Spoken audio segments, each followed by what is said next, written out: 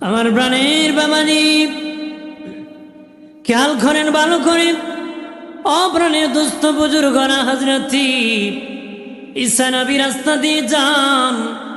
উনি সফরে বের হবেন, লোভে পাপ হয়, পাপে মরণ হয়। বোঝানোর জন্য বলতেছি, উনি সফরে যাবেন, সফর সঙ্গী একজন নিয়ে যাওয়া সুন্নত। উনি ভাবলেন যে একটা সঙ্গী নিয়ে নিয়ে একজন ইহুদিকে সঙ্গী বানালেন। ইহুদি হলে কি হবে, থাকতে থাকতে তো ভালো হয়ে যেতে পারে, থাকতে থাকতে ভালো। একজন সফরে সঙ্গী নেওয়া কি সুন্নত। আমার দেশে সফরে যায় কিন্তু হার কিপটা মাল, একলি যায়, একজনের নেয় না। নিলে তো ভাড়া লাগবে, কথা কনা। কিন্তু নিলে তার লাভ হতো, নিলে কি লাভ হতো, বিপদে পড়লে উপকারে আসতো। কিন্তু এত কিপটা নিজে হাইটা যায়, গাড়ি তুলে না। টাকার অভাব নাই কিন্তু সিরা পাড়া পাঞ্জাবি পরে মনে হয় ফকির, ঠিক কিনা? যেন কোনো বকিল কিপটা আল্লাহর জান্নাতে যাবে না। আল্লাহকে আমি দিছি সম্পদ, তুই আমার রাস্তায় খরচ করস না, এত দামি জান্নাত তোরে আমি কেমনে দিই? কথা বলেন না, ঠিক কিনা? বহু লোক আছে জায়গা সামান্য রাস্তায় দিয়ে দিছে, কিন্তু লক্ষ লক্ষ টাকার জায়গা আছে, হে কিন্তু দিতে রাজি না। হইল ফকির, আস্থা ফকির, কথা কনা। দুনিয়া বাস্তব ফকির। বাস্তব কি? 300 টাকা রুজি করে কইছে আলহামদুলিল্লাহ, 1 কোটি পায়, আরেক কোটি দরকার, এ হইল ফকির। ধনীকে যে কইছে আলহামদুলিল্লাহ, যে আলহামদুলিল্লাহ কইছে এ হলো। আমার প্রাণের দুস্থ বুজুর্গ, খেয়াল করেন ভালো করেন। অপ্রাণের বাবাজি ঈসা নবী ইহুদি নিয়ে রওনা করলেন। ব্যাগের ভিতরে 3টা রুটি নিলেন, 3টা রুটি নিয়ে রওনা হলেন। বিকালবেলা খিদা লাগলো, ইহুদিকে বললেন, ইহুদি রুটিটা বাহির করো রে। ব্যাগের ভিতর থেকে বাহির করল। নবী একটা রুটি খেলেন, ইহুদিকে একটা রুটি দিলেন। দুজন 2টা রুটি খেয়ে বলেন, ইহুদি আরেকটা রুটি তুমি ব্যাগের ভিতর রেখে দাও। আরেকটা কি করো? ব্যাগের ভিতর রাইখা দিছে। রাতের বেলা নবী ঘুমাই গেছে, হেও ঘুমাই গেছে। উইটে কি করছে, ব্যাগের চেইন খুললা রুটি খাইয়া লিছে। রুটি কি এখন নবী ঘুমাই গেছে গা, খবর আছে না? নবীর ঘুম আর আমাদের ঘুম কি এক ঘুম? নবী দেখছে, এদের খাইছে, মারহাবা কন্যা। সকালবেলা ঘুম থেকে উঠিয়া নবী ডেকে বলি, ইহুদি রুটি কোথায় রে, বাহির করো, দুজন মিলে খাবো, সকালবেলা নাস্তা করব। ইহুদি ব্যাগের চেইন খুলে নাড়াচাড়া দে, নবী রুটি দেখি পাই না। নবীকে ভালো করে দেখো, সে বলে নবী রুটি দেখি পাই না। বারবার নবী বলে, সে বলে পাই না। নবী বলেন চলো সামনে যাব, সামনে বিশাল বড় নদী, পার হবেন কেমনি? ইহুদি বলে, নবী কিভাবে পার হব গো? বিশাল বড় নদী, কোনো ব্রিজ নাই, কালভার্ট নাই, কোনো নৌকা নাই, কিভাবে পার হব? নবী কো চক্ষু মুজো, আমার আল্লাহ আমাকে পার করে দিবি। ইহুদি চোখ মুজি ফেলেছে। নবী বললেন, আমি বলার আগ পর্যন্ত মুজে রাখবারই। আল্লাহু আকবার বলেন না। ঈসা নবী বললেন, চক্ষু খুলো। সে চক্ষু খুলে দেখে নদীর ওই পার চলে আসছে। সুবহানাল্লাহ বলি। নদী পার হয়ে গেছি, নৌকা লাগে নাই, কোনো ব্রিজ লাগে নাই, কালভার্ট লাগে নাই। এবার নবী ডেকে বলে, ইহুদি বলো রে, যে আল্লাহ বিনা নৌকা নদী পার করেছে, ওই খোদার কসম কে বলো রুটিটা দেখছো নি? যে খোদা বিনা নৌকায় পার করছে, এই খোদার কসম কায় রুটিটা দেখছো নি? না নবী, আমি তো রুটি দেখছি না। ইহুদি তো খারাপ মানুষ, ইহুদি কি খুব লোভী মানুষ, খারাপ মানুষ। ঈসা নবী আরো সামনে গেলেন, যা দেখেন বিশাল বড় ছাগলের পাল। বাবাজি উনি বললেন, এই ইহুদি ছাগলের গোস্ত খাইবানি? নবী যদি আপনি খাওয়ান আমরা খাবো, আমি খাবো। একটা ছাগল জবাই করলেন, জবাই করে গোস্ত পাকালেন, নবী নিজে খেলেন, আশেপাশে মানুষকে খাওয়ালেন। একটা হাড়ের টুকরা বললেন তুমি ব্যাগের ভিতর রেখে দাও। দুদিন পরে ঈসা নবী বললেন ইহুদি হাড়ের টুকরাটা কই? ইহুদি হাড়ের টুকরাটা দিয়েছে। নবী হাড়ের টুকরা হাতে নিয়ে কয় আগের মতন ছাগল হয়ে যাও। বলতে দেরি, আগের মতন ছাগল হতে দেরি হয় নাই। এটা ঈসা নবীর মোজেজা ছিল। ঈসা নবীর কি, উনি মুর্দারে জিন্দা করতে পারতেন। মুর্দারে কি করতে পারতেন? জিন্দা করতে পারতেন। উনি পাখি খেয়ে পাখা থেকে পাখি বানাতে পারতেন। পাখির পাকা ডানার থেকে বলতেন আগের মতন পাখি হয়ে যাও, পাখি হয়ে যেত। কন্যা সুবহানাল্লাহ। মুর্দারে জিন্দা করতে পারতেন। বাবাজি লোকেরা সে কয়েছে তোমার মুজিজা কি? উনি বললেন মুর্দারে জিন্দা করতে পারি। চলো কবরের পাশে চলো ঈসা, দেখি জিন্দানি করতে পারো। উনি কবরের পাশে যাইয়া জিন্দা করে ফেললেন। তারা তখন কয় ঈসা তুমি জিন্দা করেছো নতুন কবর, পুরান কবর তুমি পারবা না রে।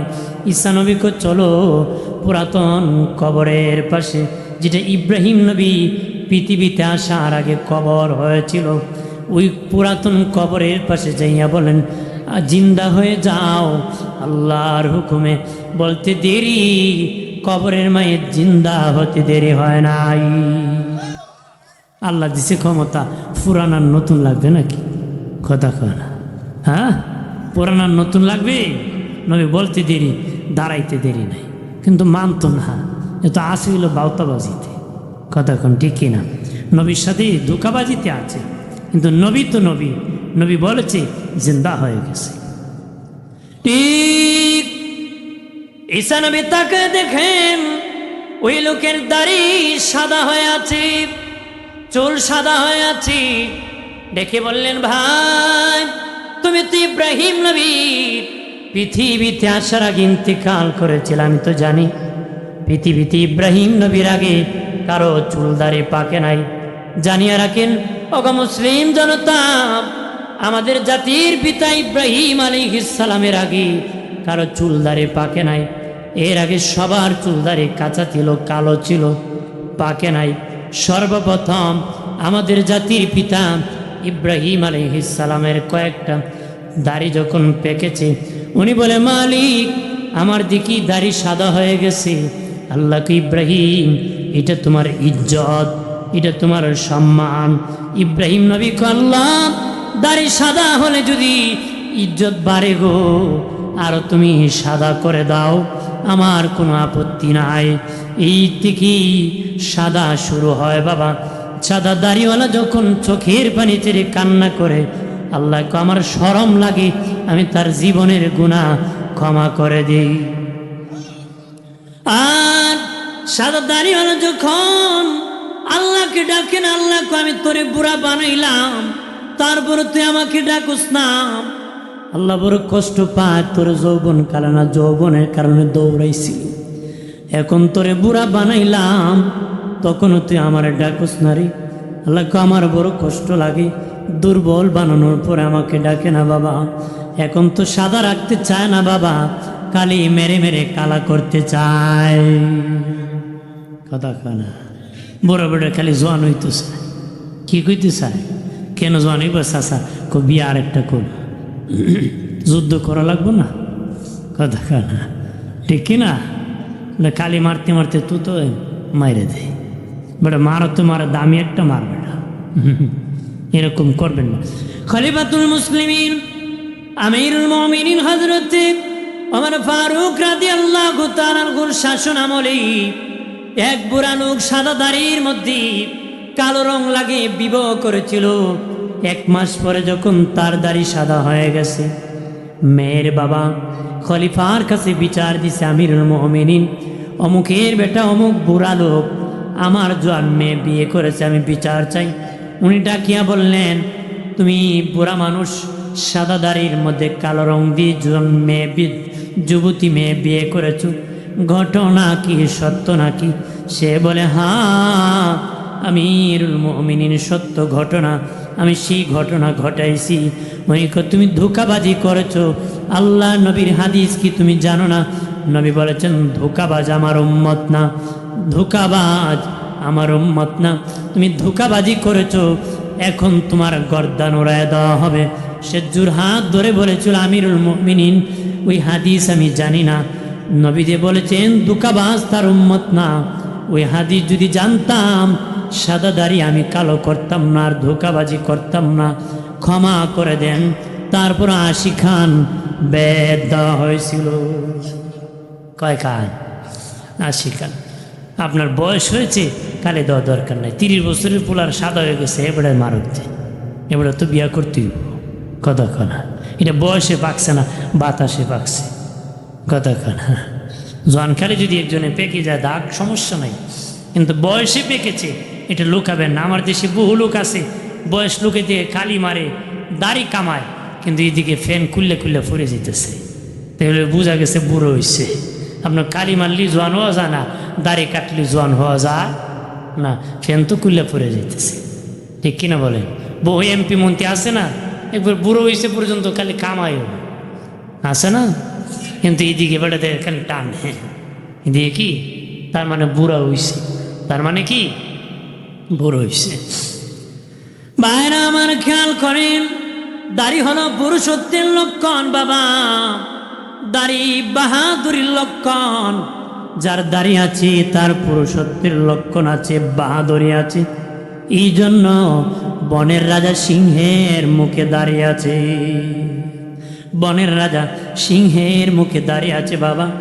দাড়ি হলো পুরুষত্বের লক্ষণ, বাহাদুরের লক্ষণ। যদি নবীর মহব্বতে দাড়ি রাখতে পারেন, দাড়ির কারণে কবরের আযাব আমার আল্লাহ ক্ষমা করে দিতে পারে। আরো জোরে বলি,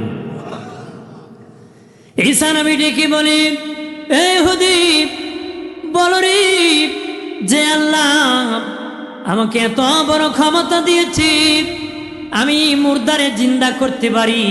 আমি ওই জায়গায় ছিলাম, লোকটাকে জিজ্ঞাসা করেছিল তোমার দাড়ি কেমনে সাদা হলো? ইব্রাহিম নবীর আগে কারো চুল দাড়ি সাদা হয় নাই, তুমি তো কাঁচা দাড়ি থাকার কথা, কিন্তু তোমার চুল দাড়ি সাদা কেন? ডেকে বলে, ঈসা নবী আমি যেদিন মরে গিয়েছিলাম কালো দাড়ি কালো চুল নিয়ে কবরে গিয়েছিলাম, কিন্তু গো যতদিন ধরে কবরে আছি চুল দাড়ি কাঁচা ছিল। আপনি যখন জিন্দা হওয়ার কথা বলেছেন আমি ভেবেছি কিয়ামত হয়ে গেছে, মনে হয় বিচার আদালত শুরু হয়ে যাবে। আমি কিয়ামতের ভয়ের চোটে আমার চুল দাড়ি সাদা হয়ে গেছে। একটু চিল্লায় বলে আল্লাহু আকবার। ওই কিয়ামতের ভয়ে ভাবছি বিচার শুরু হয়েছে, বিচারের ভয়তে আমার চুল দাড়ি সব সাদা হয়ে গেছে। এতদিন আমার কালো ছিল, তাহলে কেমন ভয় তার অন্তরে। আমাদের তো ভয় নাই, রংবাজি আর সিটিংবাজি, বাটপারি আর সিটারিতে আছে। কতক্ষণ ঠিক কিনা? জোরে বলে। 1 টাকা দিয়ে 5 টাকা মারা যায় কেমনে, কারে ধরে কে খাওয়া যায় কেমনে, ওই ধান্দা সারাদিন ধান্দা করে। আছে কি না? জোরে ক। আর চা খাওয়াইলে 5টা মিথ্যা কথা কয়, 100 দিলে 100টা মিথ্যা কথা কয়, 500 টাকা দিলে জীবন দিব কয়। কথা কয় না। আর ঝগড়া লাগলে সেন্টেল ফালায় ফলায়, যদি কো নিবা না কো আরেক জোর আছে, আরেক জোর কি আছে। এবারে কি জোরে আমার দরকার, 500 তো আছে, জুতা কিনবো না, সেন্টেল হ্যাঁ কিনবো। তাহলে এরকম মিথ্যা আশ্বাস, মিথ্যাবাদীর সাথে সম্পর্ক রেখে কোনো লাভ। বাইরে আমার খেয়াল করেন ভালো করে। ঈসা নবী হাড্ডি নিয়ে বললেন আগের মতন ছাগল হয়ে যাও। বলতে দেরি, ছাগল হতে দেরি নাই। এবার ঈসা নবী কয়, রে ইহুদি তুমি কি ছাগলের গোস্ত খাইবানি? কোন নবী খাওয়াইলে তো ভালোই হয়, রাক্ষস তো খাওয়াইলে তো ভালো হয়। ঈসা নবী কই, ইহুদি রে, যে আল্লাহ এত বড় ক্ষমতা দিয়েছি হাড্ডির থেকে ছাগল বানাইতে পারি, ওই ক্ষুধার কসমকে কর রুটিটা দেখছ তুমি। এবার একটু ভয় পেয়ে কাঁপিয়া কাঁপিয়া কোন নবী আল্লাহর কসম রুটি দেখি নাই। আল্লাহর কসম দেখছে না। নবী দেখলেন মিথ্যাবাদী, ও ভালো হবে না বাবাজি। মিথ্যা হলো গুনার মা, মিথ্যা থেকে গুনার জন্ম হয় বাবাজি। মিথ্যা কোনোদিন জোড়া দেওয়া যায় না, কাগজের ফুল থেকে কোনোদিন ঘ্রাণ বের হয় না, আর আসল ফুলের ঘ্রাণ কেউ লুকাইতে পারে না। কথা বলে, কাগজের ফুল থেকে কোনোদিন ঘ্রাণ বের হয় না, আর বাবাজি আসল ফুলের ঘ্রাণ কোনোদিন লুকানো যায় না রে। দুশ্মনের রাসূলের মুখে নবীর ভালোবাসার কথা শোনা যায় না, দুশ্মনী ছাড়া তার কপালে আর নসিব হয় না। আর আশিকের জবান থেকে দুশ্মনীর কোনো কথা জবান দিয়ে বের হয় না। এটি ইশক, এটি প্রেম, এটি আদব, এটি জান্নাতের রাস্তা। একটু চিল্লায় বলে মারহাবা। ঈসা নবী আরো সামনে গেলেন, যাম তিনটা মাটির চাকা বানালেন, বানিয়ে বললেন আল্লাহর হুকুমের স্বর্ণ হয়ে যাও। বলতে দেরি, স্বর্ণ হতে দেরি নাই, 3 চাকা স্বর্ণ হয়েছে। ইহুদি কো নবী ওই স্বর্ণ কার জন্য গো? নবী বলেন একটা আমার, একটা তোমার, আর একটা হলো যদি কোনো দিন ওই রুটি চোরকে পাই, যে চোরটা আমার রুটি চুরি করেছিল, তারে আমি স্বর্ণটা দিয়ে দিব। শুধু এইটা নয়, আমারটা সহ তারে আমি দিয়ে দিব। আমারটা সহ এ মনে মনে করে একটা তো আমার বাটিরই, আর একটা হলো চুরির নবীটা দিয়ে দিব। 3টার মালিক। কয়টার মালিক? 3টার মালিক। আর লোক সামাল যায়। এবার নবী রুটি তো আমিও খাইছি, রুটি তো আমি খাইছি। নবীগণে হেকমতে আল্লাহ ভরপুর করে দিচ্ছে, হেকমত করে সব বলে দিচ্ছে। মারহাবা কর। এমন লোক আছে না, চা খাওয়াইলে ঘর ঘর ঘর ঘর সব করে, হ্যাঁ, আর এমনি ফাড়া দিলেও বেরোয় না। বাইরে আমার খেয়াল করেন, এবার নবী রুটি দিয়া বল, স্বর্ণ দিয়া বললেন আমার কাছ থেকে বের হয়ে যাও, চলে যাও, তোমার মতন লোক আমার সঙ্গী হয়ে লাভ নেই। 3টা স্বর্ণ দিয়ে দিলেন, স্বর্ণের চাকা নিয়ে রওনা হলো। ডাকাত দল ধরে তাকে পিটানো দিল। বাবা, লোভে পাপ হয়, পাপে বাবা মরণ হয়। ওই লোভ যদি না করতো, ডাকাতের কাছে পিটান খেত না, মার খেত না। বাবা, লোভ করবেন না। আম খায়ও, জাম খায়ও, তেঁতুই খায়ও না। তেঁতুই খেলে অসুখ হবে বাবা, ডাক্তার পাইবা না রে। কথা বলেন না।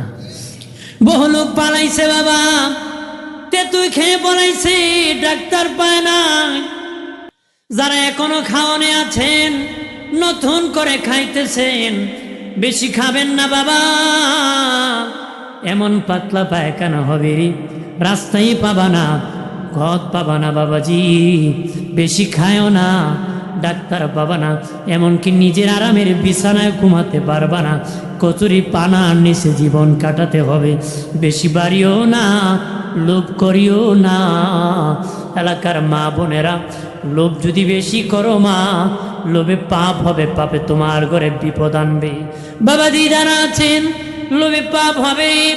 এই জন্য বলে দিই, আল্লাহ নবী যদি দোয়া করতেন, আল্লাহ উহুদ পাহাড় স্বর্ণ বানিয়ে দাও, দোয়া করতে দেরি, আমার আল্লাহ পারে তাআলা স্বর্ণ বানাইতে দেরি করতেন না। কিন্তু নবী সেই দোয়া করেন নাই, সেই দোয়া করেন নাই। নবী একবেলা খেয়েছেন, আর একবেলা খিদার যন্ত্রণায় কষ্ট করেছেন। শুধু কি তাই, আমার দিনে নবীর সাহাবীরাও ক্ষুধার যন্ত্রণা কষ্ট করেছেন। আমরা তো বাবা সামান্য ক্ষুধার্ত হলে মেজাজ গরম করে, রমজান মাসে রোজা রাখলে রাগ করে বিবি তালাক দিয়ে দেয়। রমজান মাসে রোজা রেখে মানুষ মানুষের মাথায় আঘাত করে। রমজান মাসে রোজা রেখে কত ঝগড়া করে। কেন বাবা? তুমি তো আল্লাহর বান্দা, তুমি তো আল্লাহকে ভয় করার কথা, তুমি কেন মাথায় বাড়ি মারবাড়ি? তুমি কেন মেজাজ গরম করবা? আল্লাহকে ভয় করো বাবা। বলতে পারেন অগো শাস্তাগঞ্জের হুজুর, আল্লাহকে দে ভয় করব, আল্লাহ লাঠি আছে নাকি, অস্ত্র আছে নাকি, সৈন্য আছে নাকি? আমার দেশে মানুষ ভয় করে যার লাঠি আছে, যার অস্ত্র আছে, যার সৈন্য আছে, যার টাকা আছে, তারে মানুষ ভয় করে, দেখলে 50 বার সালাম দেয়। কথা বলেন না, দে না নেই আসসালামু আলাইকুম, হ্যাঁ কি ভাই সালাম, আসসালামু আলাইকুম, মনে তুমি মর, তুমি কি ওয়ালাইকুম, তুইও মর। কথা হয় না, এই মরার তালো থাকলে বাঁচার কোনো উপায় আছে? কথা কোনো উপায় আছে? সালাম দিয়ে ক সিনসুনি বাবা ইলাজা জিন, ক সালাম দিলে ক বোঝো না হে যে খারাপ, যদি হেরে সালাম না দিয়ে আমার প্রতি নারাজ হলে কোন সময় গুরু চুরিতে আমার নাম লেখে নিব। কারণ হে বেটার যে প্রভাব, হে বেটার আমাদের আতিফাতি শিকিরই বেশি পাওয়ার থাকে। কথা বলে রাগ করেন না, কি রাগ করিয়েন না। গ্রাম দেশে বলে বাবা গরম বাতে বিলাই বেজার, হক কথা হাম্মক বেজার। আর একটা কয় গরম বাতে বিলাই বেজার, হক কথায় মাওই বেজার। মাওই গাটি বুসকালিয়ে কয় আর পুত্রার বাড়ি থাকতাম না। তালইরি সত্য কথা কয়, তালইরি সত্য কথা কয়। সত্য দিনই সবার গায়ে সহ্য হয় না, এজন্য কিছুদিন পর পর খালি কয় ইমাম পাল্টাও। কথা কয় না, ঠিক কিনা? যদি বাবা আপনার পক্ষে হয় ইমাম খুব ভালো, আর বিপক্ষে গেলে কয় ইমাম মোল্লাটা করতে গাইল। কথা খানা একবারে আমরার মোল্লার পিছে নামাজ হয় না, কয় তুই তো মসজিদই যাস না, নামাজ দেওয়া না বুঝলে কেমনি? ক মসজিদও না গেল, বাজারে দিয়ে মোল্লা আড়ে দেখছি আডার বাও বালা না। এবারে আডা দিক বুঝলিছে নামাজ হয় না। বেটা কইছিল কি নামাজের দাওয়াত দিছি, এই জন্য মোল্লার পিছে নামাজ লাগিয়ে গেছি, পিছিয়ে দেয়া লেগে গেছে, কি পিছিয়ে দেয়। এরকম সিটার আছে না?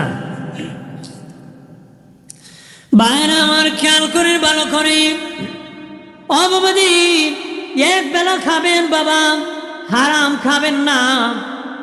এক বেলা খাবেন, হারাম খাবেন না। সত্য বলবেন, ধোঁকাবাজি করবেন না বাবাজি।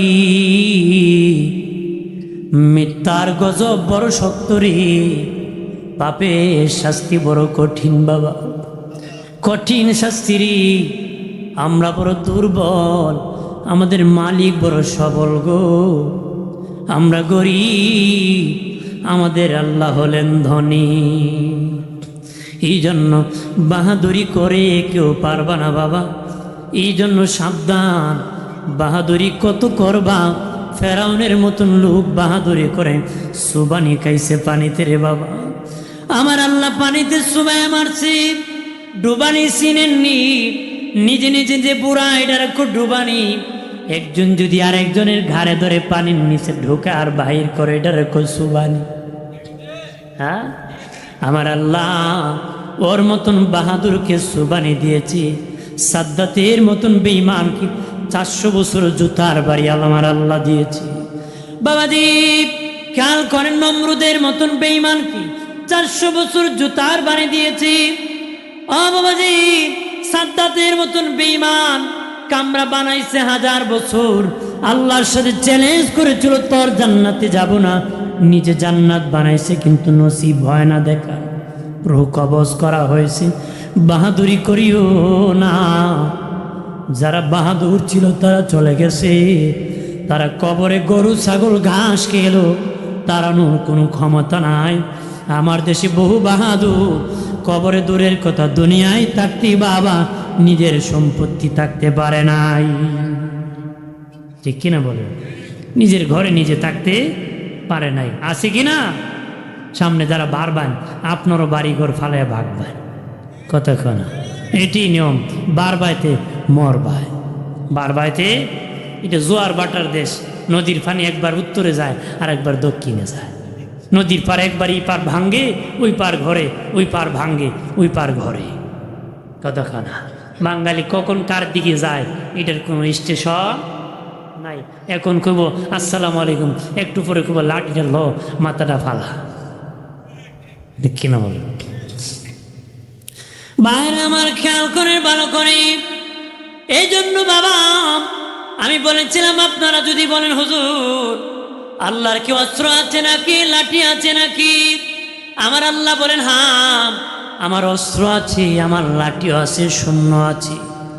তোরা দেখ, আমি আল্লাহ অস্ত্র দিয়া জেহাদ করেছি, সৈন্য দিয়া জেহাদ করেছি। তোমাদের সৈন্য খালি হাত গেলে যুদ্ধ করতে পারে না, লাঠি নিতে হয়। কিন্তু আমি আল্লাহর এত পাওয়ার, আমার অস্ত্র গেলে শূন্য যেতে হয় না, শূন্য গেলে অস্ত্র যেতে হয় না। আল্লাহ বলেন, আমি আজ জাতির সাথে জেহাদ করেছি বাতার দিন, 7 রাত 8 দিন পর্যন্ত বাতাস উড়াই দিয়েছি, বাড়িঘর তুলার মতন উড়াই দিয়েছি, গাছপালা সব মানুষকে উড়াই শেষ কাজে চুরমার করে দিয়েছি। আল্লাহ বলেন, আমার বাতাস হলো অস্ত্র।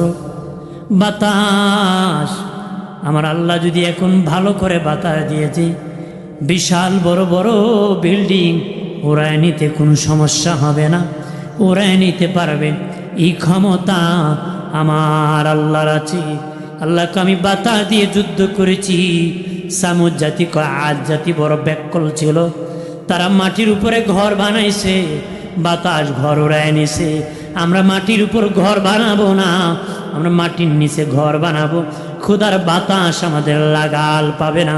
আল্লাহকে আমি তাদের গজব দিয়া ধ্বংস করেছি। আমার কত ক্ষমতা জাননি, আমি ভূমিকম্প দিয়ে দাবায় দিছি, সামুদ জাতিকে মাটির নিচে শেষ করে দিছি। আল্লাহ আকবার কন্যা। খারাপ লাগতেছে আমার কথাবার্তা? আপনাদেরকে বুঝাইতে পারতেছি? বুঝেন তো? একটু মনোযোগ দিবেন না, মন চলে গেছে শ্বশুর বাড়ি? কারণ ঈদের সময় তো আয় হারে গেলাম না কতক্ষণ। 80 বছরের জামাইও যদি শ্বশুর বাড়িতে লঙ্গি পায়, ভিতরে আনন্দের বাতি জ্বলে না? যদি উপরে কয় দিলা এখানে, ভিতরে কয় রিলিফের মাল পাইছি, কাশের মাল। কের মা আমার হোর বাড়িতে লুঙ্গি দিছে আমারে, ঠিক কিনা? তো মনটা আছে তো? কতক্ষণ মন থাকতে হবে। এখানে বসে যদি মন চলে যায়, তো ওয়াজ শুনে কোনো ফায়দা হবে না। ওয়াজ শুনে কি বুঝলেন? 3 ভিক্ষুক ভিক্ষা করছে, সারাদিনে ভিক্ষা করে ½ কেজি চাল পেয়েছে। কয় কেজি? ½ কেজি চাল পেয়েছে। একটারে লাগে ½ কেজি, হইব? তো একটা আসলে চালাকটা 2টারে ঘুমায় পড়ে। আমরা ঘুম থেকে উঠে খেয়ে কি স্বপ্নে দেখছি, এটার উপর নির্ভর করে খাম। 2টা ঘুমাইছে, চালাকটা ফাঁকে খাইয়ে ফেলছে। খাইয়া 2টার ডাকে, উঠো রে, ঘুম থেকে উঠো। 2টা উঠছে, একটার কয় তুই কি স্বপ্নে দেখছো? চালাকটা জিগায়, আমি স্বপ্নে দেখছি কক্সবাজার সমুদ্র সৈকতে ঘুরতেছি। হ্যাঁ, এটা স্বপ্ন। একটারে জিগায় তুই কি স্বপ্নে দেখছো? আমি তো স্বপ্নে দেখছি 4র্থ আসমানে ঘুরতেছি। 2টা মিলে হেরে জিগায়, যেটা ভাত খাইছে, তুই কি স্বপ্নে দেখছো বন্ধু? আমি তো স্বপ্নে দেখছি খারাপ ফ্রি। কি স্বপ্ন? আমি ঘুমাইছি আর স্বপ্নে দেখি বিরাট বড় এক আজরাইল এসে এক বেন্দারে আইয়া আমার বেন্দা দেখে আর শালা ভাত খা। আমি রে ভাই বেন্দার ডোরে ভাত খাওয়া আরম্ভ করছি। আমরা ডাকলে না কেন? তোরা তো আমি ডাকছি, একলা কক্সবাজার, একলা 4র্থ আসমান, আমি পাইমু। তা আপনারা যদি এখানে বসে এক একজন এক এক জায়গায় যান, আমি কইমু কারে? হ্যাঁ, বেশি যন্ত্রণা দিব না, ধারাবাহিক কিছু কথা বলবো, খারাপ লাগবে? একটু মনোযোগ দেন, একটু দরুদ শরীফ পড়ি। আল্লাহুম্মা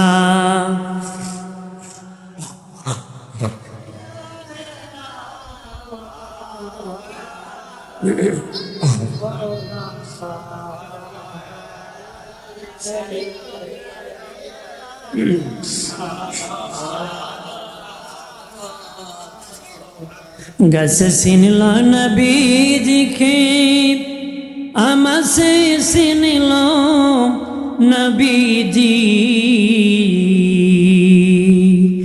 উম্মত হইয়া চিনিলাম না, চিনল বনের হরিণী। আল্লাহুম্মা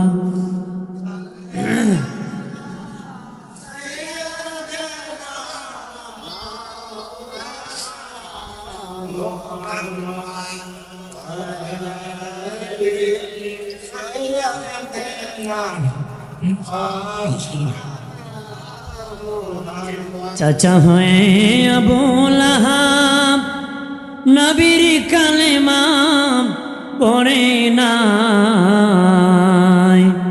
দোজাহানের বাদশা নবী আবু জাহেল মানে নাই। আল্লাহুম্মা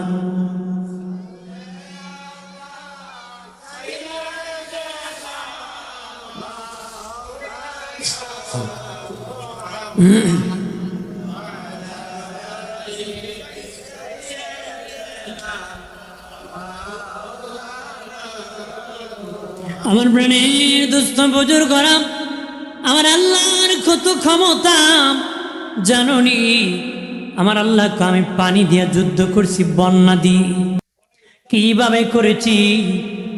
আমার নবীর বাড়িঘর পানি ডুবে নাই, নবীর উম্মতের বাড়িঘর ডুবে নাই, কিন্তু যারা আমার নবীকে মানে নাই তাদের বাড়িঘর পানির নিচে চলে গিয়েছে।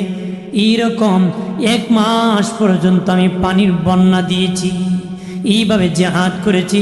আমার নবী মুসার কাছে আসিয়া তারা মাপ চেয়েছে, আমি আল্লাহ গজব উঠে নিছি। আল্লাহ বলেন, আমি জিবরিল পাঠায় গজব দিয়েছি। জিবরিলকে বলেছি, যাও ওই এলাকার মধ্যে গজব দিয়ে দাও।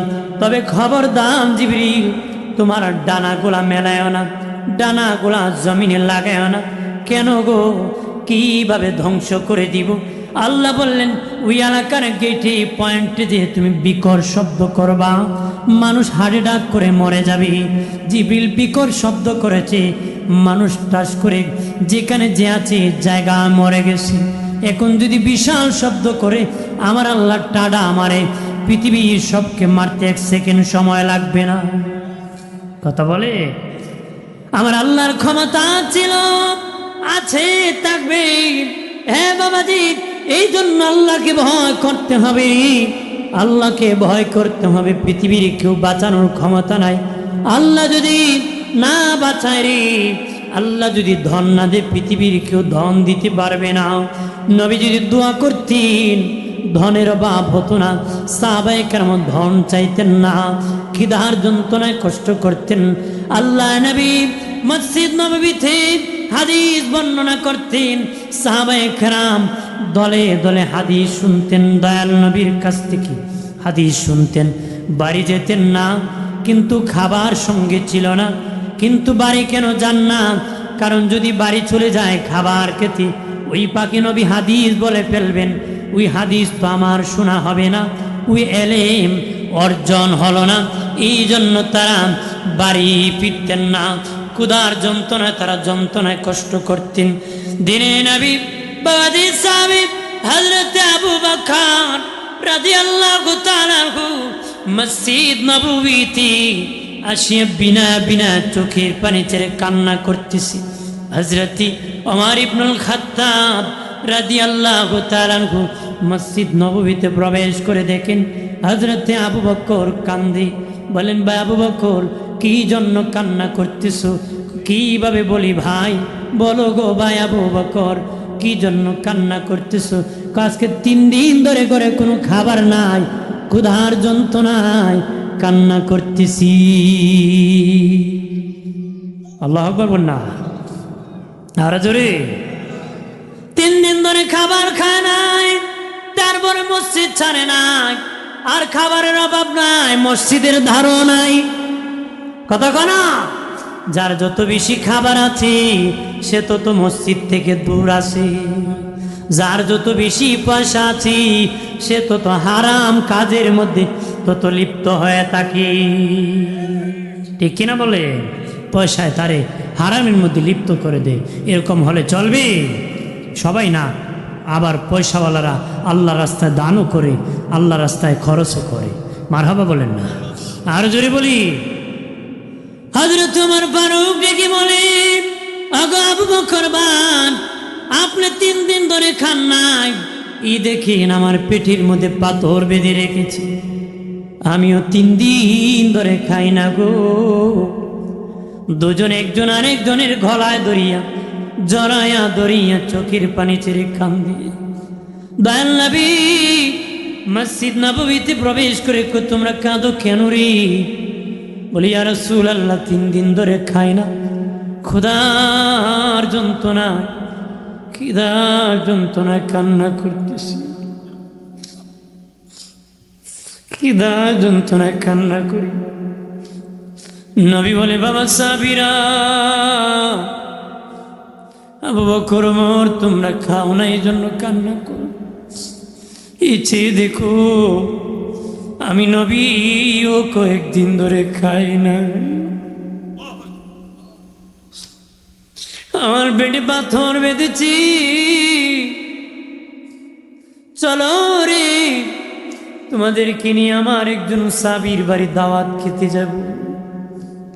নবীজি নবীর সাবি আবু আইয়ুব আনসারীর বাড়িতে গেলে যা ডাক দিলেন, উনি দরজা খুলে সালাম দি খুশি হয়ে গেলেন।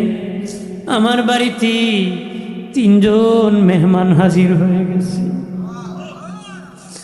উনি মেহমান দেখে আনন্দিত হলেন, খুশি হয়ে গেলেন। বাবারে, বিবির ডেকে বললেন, বিবি গোস্ত পাখাও, রুটি বানাও, আমার নূরের নবী আমার ঘরের মেহমান হয়েছে। উনি চেহারা থেকে বুঝতে পেরেছেন তাদের ক্ষুধা আছে। বলেন, নবীজি ও অনুমতি দেন, আমি খেজুর বাগান থেকে একটু খেজুর আনে দেব, কারণ গোস্ত দেরি হবে গো। আইয়ুব আনসারী, আবু আইয়ুব আনসারী দৌড়ায় খেজুর বাগানে গিয়েছে, আসতে একটু দেরি হইতেছি। নবী বললেন, তোমার স্বামী কেন দেরি হইতেছে? বাগানে একটু দূরে গো নবী, খেজুর আনতে গিয়েছি। এক ডালা খেজুর আনিয়া নবীজির হাতে দিয়েছেন, কিছু পেকেছে, কিছু আধা পাকা, কিছু কাঁচা। নবীজি খান, দয়াল নবী সাহাবী নিয়ে খেলেন। রুটি হয়ে গেল, গোস্ত হয়ে গেল। আল্লাহ নবীর সামনে যখন আনা হল, রুটি গোস্ত দেখিয়া দিনে নবী ধা ধা করে চোখের পানি ছেড়ে কান্নায় ভেঙ্গে পড়লেন। নবী কি আবু আইয়ুব আনসারী দিনের নবী খাবার দেওয়ার পরে কেন গো এইভাবে কান্না করতেছে? নবী বলেন, বাবারে, আমার মা ফাতেমা হাসান হুসেন কয়েকদিন ধরে খায় না রে, তাদেরকে রাখিয়া আমি রসুল কিভাবে রুটি গোস্ত খাবো রে, কিভাবে খাবো? আমরা কত রুটি গোস্ত খাইতেছি, এমনও গরিব আছে বাবা খাইতে পারে না। গরিব মানুষ ক্ষুধার যন্ত্রণায় কষ্ট করতেছে, নিজে খায় বড় বড় গল্প করে রি, পাশের বাড়ি খবর রাখে না। দিনে নবী বলেন, যে ব্যক্তি পেট ভরে খাইল রে, পেট ভরে ঘুমাইলো, পাড়া প্রতিবেশীর খবর রাখলো না। নবী 3 বার বলেছে, মুমিন না, মুমিন না, মুমিন না। পাড়া প্রতিবেশীর খবর নিতে হবে, খবর নিতে হবে। সাহাবী বলে, ইয়া রাসূলুল্লাহ, তাদেরকে দিয়ে আসি। নবী বললেন, যাও রে বাবা আবু আইয়ুব আনসারী, কিছু রুটি গোস্ত যদি আমার মা ফাতেমা, আমার হাসান হুসেনের জন্য নিয়ে যেতাম।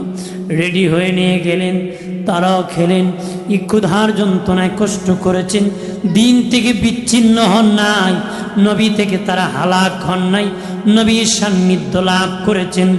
নবীর জন্য জীবন দিতে তারা রাজি হয়ে যেতেন। অন্য উম্মতেরা অনেক কিছু পাওয়ার পরও তাদের নবীর জন্য জীবন দিতে রাজি হতেন না, কিন্তু একমাত্র উম্মতে মুহাম্মদী নবীর জন্য নূরের চেহারা দেখে জীবন দিতে রাজি হয়ে যেত রে। আম্মাদের আয়েশা বলেছিলেন, পৃথিবীর মানুষ শুনো, ইউসুফ নবীর চেহারা দেখে লোকের আঙ্গুল কেটে দিয়েছিল, জুলাইখা চাকু দিয়েছিল, চেহারা দেখে তারা ফল কাটতে কাটতে আঙ্গুল কেটে দিয়েছিল। আর আমার স্বামী রহমতের নবী নূরের চেহারা দেখে মানুষ তার সাহাবীরাম জিহাদের মাঠে কল্লা কাটে দিয়েছে, মাথা কেটে দিয়েছে, জিহাদের মাঠে জীবন দিয়ে দিছি। নবী কয়, যুদ্ধে চলো রে। বাপ কয়, আমি যাব। ছেলে কয়, আমি যাব। ছেলে কয়, আমি যাব। বাপ কয়, আমি যাব। নবী কয়, দুজন যাওয়া যাবে না, একজন যেতে হবে। তোমরা সিদ্ধান্ত গ্রহণ করো কে জিহাদের মাঠে যাবে। বাবা ছেলেকে বলে, রে বাবা, তোমার এখন যৌবন বয়স, তুমি এখন তোমার বিবি নিয়ে থাকো, বাচ্চা নিয়ে থাকো। ছেলেও বলে বাবা আপনি এখন বৃদ্ধ বয়স, আপনি একটু রেস্ট নেন, আমি জান্নাতে চলে যাই। বলে না না বাবা, আমি আগে জান্নাতে চলে যাই। এইভাবে পাগল পারা হয়ে যেতেন বাবা। খেয়াল করেন। আর এখন যদি ছেলে ভালো কাজ করতে চায়, বাবা বাধার প্রাচীর হয়ে দাঁড়ায়। বাবা যদি মসজিদে যেতে চায়, ছেলে বাধা দেয়। কথা হয় না, ঠিক কিনা বলে? বাধা দেয় কিনা? ছেলে লেখাপড়া করে নামাজে যাবে, বাপ কয় তোর কোন নামাজ দরকার নাই, এখন লেখাপড়া কর, বয়স কর। বাবা যা মসজিদে গেছে, যদি বলেন বাবা মসজিদে গেলে কেন? দুজক থেকে বাঁচবো। ছেলের নামাজে যেতে বাধা দিলে কেন? জাহান্নামী বানাবো। বললেন এই বাপ দিয়ে কাজ হবে? তাহলে বাপ ছেলে সবাই মিলে সেজদা করতে হবে কাকে? জোরে বলেন কাকে? বাইরে আমার খেয়াল করেন ভালো করে। এলাকার মা বোনেরা, সাহাবায়ে কেরামের কাপড় ছিল না, কিন্তু নামাজ ছিল গো মা। তোমাদের কাপড়ের অভাব নাই, নামাজের ধারে নাই। ঈদের আগে জামাইরে কয় লাল রঙের 13 পাইরের শাড়ি যদি না দেও, এবার ঈদের কপালে আগুন লাগাই দিব, ঈদই ফুরে দিব। কথা কনা আছে কি না? ঈদ পুরে ফেলবে, কিন্তু ইসলামের ধারও নাই। নাম হলো ইসলাম উদ্দিন, ইসলামের লেশও নাই। ইমান আলী, ইমানের লেশও নাই। কথা কনা নাম ইনসাফ আলী, যত বেইনসাফের কাজ তার কাছে আছে। কথা বলেন না ভাইরা আমার, খেয়াল করেন ভালো করে। অবাবাজি ক্ষুধার যন্ত্রণা কষ্ট করেছেন, আমরা যেন দুঃখে সুখে ভালো মন্দে আল্লাহকে ভুলি না, রাসূলকে ভুলি না। কথা বলেন না, বলবেন নাকি? বলবেন না। নবী দেখেন ঠান্ডা রজনী একজন ব্যক্তি ডানে উকি মারে, বামে উকি মারে। নবী চেয়ে দেখলেন হযরতে আলী চাদর মোড়া দিয়ে তাকাইতেছে। আলী রে কি জন্য তাকাও? নবী কিছু না। নবীকে বুঝতে পেরেছি ঘরে খাবার নাই। যাও বাবা আলী, সামনে দেখে একটা খেজুর গাছ আছে, খেজুর গাছকে বলিও আমি রাসূলুল্লাহ বলেছি তোমাকে খেজুর দেওয়ার জন্য। হযরত আলী বলেন খেজুর গাছের কাছে গেলাম, যা দেখি খেজুর গাছে কোন খেজুর নাই। আমি বললাম রে খেজুর গাছ, আল্লাহ নবী নূরে নবী বলেছেন খেজুর দাও। হযরত আলী বলে আল্লাহর কসম কে বলি খেজুরের সময় না, গাছেও কোনো খেজুর নাই। আমি বলতে দেরি, পাকা পাকা খেজুর গাছ থেকে পড়তে দেরি নাই। আমি খেজুরগুলা নিচ থেকে নিতেছি। নবী আসিয়া কলি নিজে খাও, আমার মার হাসান হুসেনের জন্য নিয়ে যাও। বাবা জিরারি সময় আমার শেষই, শেষ দিকে এসে গেলাম। এই জন্য আমার কথা হলো রে, দুঃখে থাকেন, ঘরে যখন খাবার থাকবে পেট ভরে খাবেন, বেশি করে আল্লাহর শুকরিয়া আদায় করবেন। ঘরে যখন খাবার থাকবে না, ধৈর্য ধরবেন, সবুর থাকবেন, শুকরিয়া আদায় করবেন, অধৈর্য হবেন না, অধৈর্য হবেন না। যেখানে থাকবেন সেখানে আল্লাহ স্মরণ রাখবেন, আল্লাহকে ভয় করবেন, আল্লাহকে ভয় করবেন, আল্লাহর জিকির করবেন। বাবা আল্লাহর জিকির করবেন, সুদ খাবেন না, ঘুষ খাবেন না, মিথ্যা মামলা দিবেন না, মিথ্যা সাক্ষী দিবেন না, গীবত করবেন না, পাল্লা কম দিবেন না, মিথ্যা ব্যবসা করবেন না, মিথ্যা বিচার করবেন না, মিথ্যা সাক্ষী দিবেন না, জেনা করবেন না, এতিমের মাল খাবেন না। বাবা মা বাবার অবাধ্য হবা নারী, বাবা ইয়াবা গাঞ্জা মদ খাইবা না, এগুলা বাবা খাবা না রে। গাঞ্জা মদ খেলে বিবেক ঠিক থাকে না।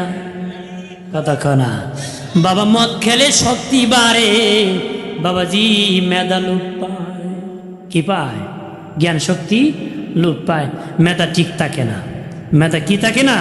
ঠিক থাকে না। এই জন্য ইসলাম শক্তি বাড়ানোর জন্য পাল্টা প্রতিবাদে মধু দিছে। কি দিছে?